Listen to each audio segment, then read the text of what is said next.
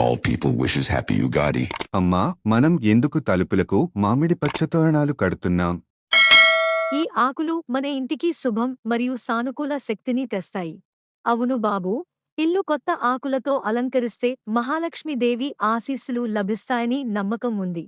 ఉగాది కొత్త సంవత్సర ప్రారంభం, కాబట్టి మనం ఆనందాన్ని, సంపదను స్వాగతించాలి.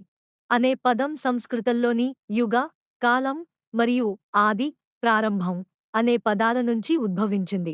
దీని అర్థం కొత్త యుగం యొక్క ప్రారంభం అని వస్తుంది.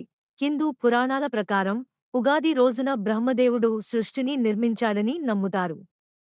ఈ రోజు ప్రజలు తమ ఇళ్లను శుభ్రం చేసి, ద్వారాలను మామిడి పత్రాలతో అలంకరించి ఉగాదిని ఉత్సాహంగా జరుపుకుంటారు.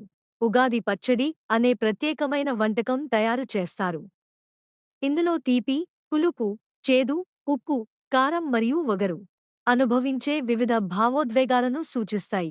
ఈ రోజున ప్రజలు ఆలయాలకు వెళ్లి భగవంతుడిని పూజిస్తారు, పంచాంగ శ్రవణం చేస్తారు మరియు కొత్త సంవత్సరంలో వారికి ఏం ఎదురవుతుందో తెలుసుకుంటారు. ఉగాది ఉత్సవం విశ్వాసం, సంపద మరియు జీవితం యొక్క అన్ని పార్శ్వాలను సమతుల్యంగా స్వీకరించాల్సిన అవసరాన్ని గుర్తుచేస్తుంది.